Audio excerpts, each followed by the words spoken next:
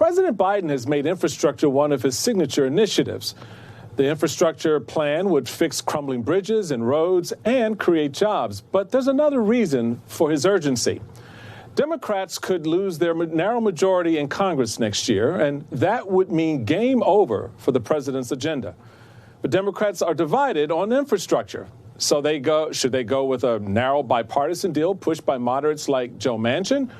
Or should they go with a multi-trillion-dollar plan that addresses climate change and child care? And that Democratic divide, folks, on infrastructure, well, it reveals a larger divide in the party over how to win in 2020. Well, I think the thing is to actually deliver. Progressive policies are popular. There's a reason why $15 minimum wages is at where it's at right now, because people want this to happen. And so if we make these things happen, we'll be able to energize folks enough to go to the polls. Canceling student loan debt. These are huge things, because when we win a majority with two things: persuading people who are in the middle and driving out people who need to be convinced that Democrats will actually do something for them. That was Congresswoman Alexandria Ocasio-Cortez of New York, a leader of progressive Democrats. She's also a favorite target of Republicans. And you can already hear how the GOP plans to paint not just progressives, but all Democrats in the midterms. So we've got a big election next year. It's going to determine the future of our lives, our country, what happens to our families. We can prevent the Democrat Party from leading our country down this radical path to socialism, and we will. I'm the chairman of the National Republican Senatorial Committee. We're going to win all across the country. I'm committed to fighting back against these radical Democrats. Now, that was Republican Senator Rick Scott, who is heading the GOP Senate campaign, speaking today at a Faith and Freedom conference. Now, you heard it, folks. Democrats are, quote, socialists and radicals.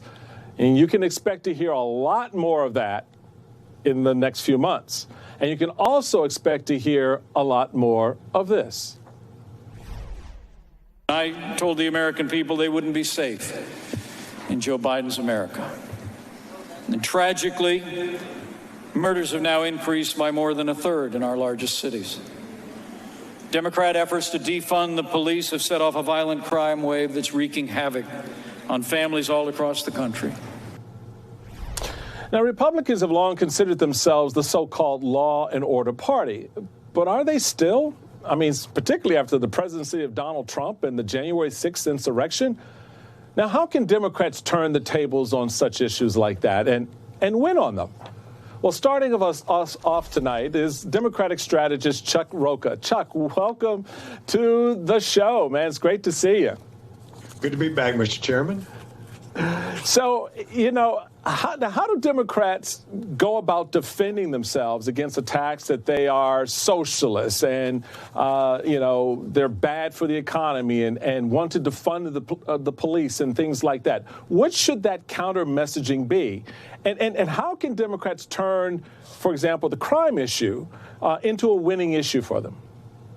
Well, I'll tell you, I've been doing focus groups after the midterms to talk to these voters that we're exactly talking about, because as a political professional, I was really curious about a lot of these new people that showed up to vote for Donald Trump all over the country. We were really lucky that Joe Biden won, and I'm happy that he won. But there were so many new people that showed up who I don't think really any party talked to. And what we're finding out in focus groups is, this won't be surprising to you, Brother Steele, is that they care about what the price of gas is currently, how much the price of bread is going up, and that folks are getting back to work. And you know as well as I know, because you run for public office, you only have one chance to really get out there and define yourself early. Right. And so the Republicans are trying to get out there and saying they're all socialists, they're all left-wing crazy ideologues. Well, the Democrats, right out of the bat, will say, I'm for lifting up working people that are paying the majority of the taxes, who can't get ahead, while everybody else, these trillionaires and billionaires, made all this money while we were stuck at home waiting on a COVID relief check. And these folks over here want you to think that I'm some kind of socialist, when what I want to do is put money in your bank account, put a shot in your arm, get the economy back open again,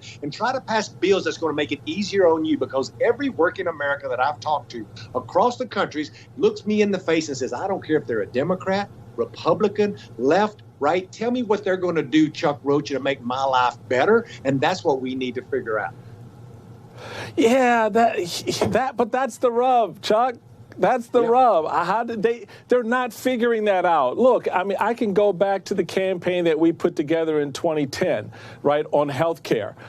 We can look at what Donald Trump certainly did in 2016, and certainly what happened in 20, just on the policing issue. So it seems to me that the progressive wing of the Democratic Party is still trying to pull the party to the left. You heard Congresswoman Ocasio-Cortez said that, our policies are what the country wants. And I'm not so convinced that that's the case. Just like with the Tea Party pulling my party to the right back in the day, we saw how that eventually played out. How do you see it playing out? I think that we on TV and we in political mailers use a lot of left, right, radical, socialist, crazy, Tea Party, all of this stuff when Americans who I'm actually having conversation with are saying, what are you going to do for me? Now, I know I'm repeating myself, but I want to go back and tell you to answer your question that it's going out there and delivering. They expect Democrats to do something. If you're talking about the filibuster to a regular voter right now, you've already lost them. What they know is that Democrats are in charge of all three branches of our government, and they should be delivering something to them, the voter.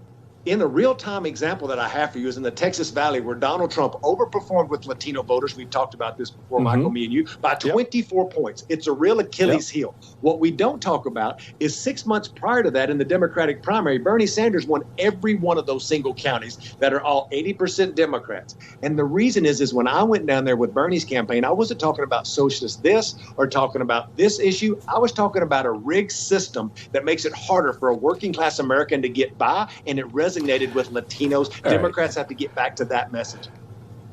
Right. So, Chuck, you just put your finger on the thing that resonates with me. And again, you and I have talked about this. That nexus, that connection between what Donald Trump was saying and what Bernie Sanders was saying in 2016 and even again in 2020, that connects. So how do you look at and assess what Joe Manchin has been able to do and to move Republicans, for example, on the infrastructure into the infrastructure space? Is that a good thing for Democrats? Should they be listening more to what the Bernie Sanders are saying? How is that lane carved out for them? I do believe in us doing and working on both bills. The narrow bill that Joe Manchin is for, and the larger bill that Bernie Sanders has talked about, and the Democrats. They can do both to see which one they can get through. But I'm a little bit different than a lot of progressives that you may see on TV on this particular issue, because I keep hearing it over and over in focus groups, is that we have to deliver something. And people at home understand infrastructure because they understand every time they drive their car down a road that's got a big old pothole in it and it knocks their front end out of alignment. They get that because they deal with it every day. That's why this gas prices thing is a big deal, because they fill up their big old truck every other day because of how much gas costs. These are real effects on real voters. And if you can get and solve those kind of problems, they won't even be listening to the socialists, because they'll say, I don't care if they're socialist, Democrat, Republican, Libertarian, gas is going down and everybody's got jobs again. So, Chuck, I mean, listening to you, Chuck, I mean, it's like a night and day conversation with some of the Democrats that I talk to. How come they don't get that? How come they don't sound like you? I mean, in other words, you have Democrats who talk, like we are, for the working man and woman, we want to, help workers do their thing. But they don't talk about potholes the way you just did. They don't talk about gas pumps the way you just. You don't talk about these things. They're going to get lost in this sort of world of politically correct language that they feel for some reason, they have to convey or they use just by habit, instead of that blue collar, like, hey, this is what a loaf of bread costs. That's what Trump did so successfully in making connection, even though he was the furthest thing from the working man possible. When you have them say he's just like me, that's that connection. What do Democrats need to do to make that connection with those voters? Well, the first thing we need to do is quit bringing a policy book to a punching match, because folks are tired of what we're seeing. And Democrats sometimes can be too cute plus two, because we have amazing, brilliant, smart people who actually have amazing policy ideas and great things that will change people's lives. But regular working class folks, when you want to give them a commercial, ain't got time for the nuances of what your policy's actually going to do. Right. So we need to be more Donald Trump-esque and put that message on a hat that says, yo, brother, those folks are lying to you. The only thing we said about social was Social Security, and we're the ones standing for it, and they're trying to do away with it. We want to put people back to work and make sure that the folks who are paying all the taxes are getting some of the benefit. It ain't that hard. Not that hard. You know, you're right. So I got one more for you. So restricted voting laws and redistricting are going to play, I think, a very huge part in these upcoming midterms. And today, at the conservative conference in Florida, Congressman Ronny Jackson from your home state of Texas seemed to shout the quiet part out loud. Take a listen to this. We have everything working in our favor right now. We have redistricting coming up, and the Republicans control most of that process in most of the states around the country. That alone should get us the majority back. What's your reaction to that comment? Because it's a bottom line deal. It's exactly right. And what you're seeing there is in a state like Texas, where only 28% of the public school children are white, you see this multiracial coalition that's becoming more and more of age. And what Republicans are trying to do is figure out how they can make it a little bit more harder to vote, make it where you can't do drop-off ballots, where early vote is not as long. And him saying the part out loud does not shock a lot of us, because what we've gotten used to and a little numb to is the craziness of what some of these parties done. When you say, Michael, that you enjoy the way that I talk about an issue, because that's the way, Michael, me and you keep hearing folks in the field talk about it. And if we come back to common sense, blue collar, working class folks who are just trying to make it, play by the rules, pay their taxes, make sure that their kids can get on a school bus and go to a safe school, then we're going to be a lot better as Democrats and politicians as a whole. Damn, you running for office, brother? Because I could work your campaign. Chuck Rocha, thank you, man. Always a pleasure. Always a pleasure. Hi, I'm Zerlina Maxwell. Thanks for checking out our channel on YouTube.